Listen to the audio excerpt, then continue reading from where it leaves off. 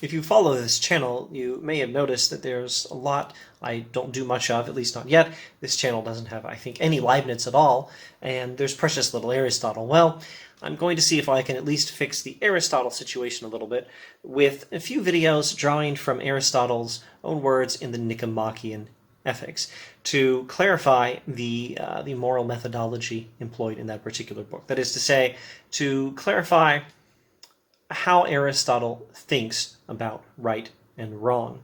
Two of the major concepts that are central to Aristotelian ethics are proper function and habituation. That is to say, the proper function of the human being is a central concept in Aristotelian ethics, and practicing good habits that develop a good character is the most important thing we need to be doing in order to be good, and in order to do good. And you have to be good in order to do good.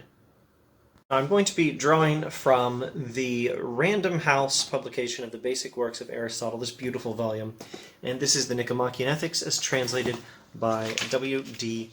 Ross. Let's begin at the beginning. Book 1 of the Nicomachean Ethics, Chapter 1. Every art and every inquiry, and similarly every action and pursuit, is thought to aim at some good, and for this reason the good has rightly been declared to be that at which all things aim. Now let's go to the beginning of Chapter 2, same page. If then there is some end of the things we do which we desire for its own sake, everything else being desired for the sake of this, and if we do not choose everything for the sake of something else, for at that rate the process would go on to infinity, so that our desire would be empty and vain.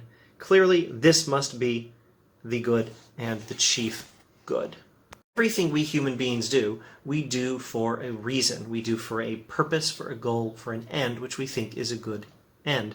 I might drink tea because I have the goal of trying to ingest the caffeine, and I think that's a good goal. I do the activity for the sake of the goal, which I think is a good goal, the purpose or the end of the activity, which is a good purpose or end. Why is it good to ingest the caffeine?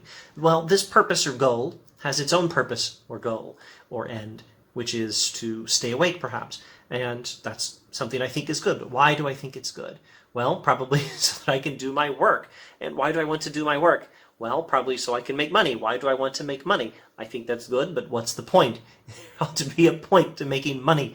And the point is, well, maybe that I can buy something with the money. And this process can't go on into infinity, because then life is meaningless. There must be some end or some purpose or goal of the things we do which we desire for its own sake, everything else being desired for the sake of this.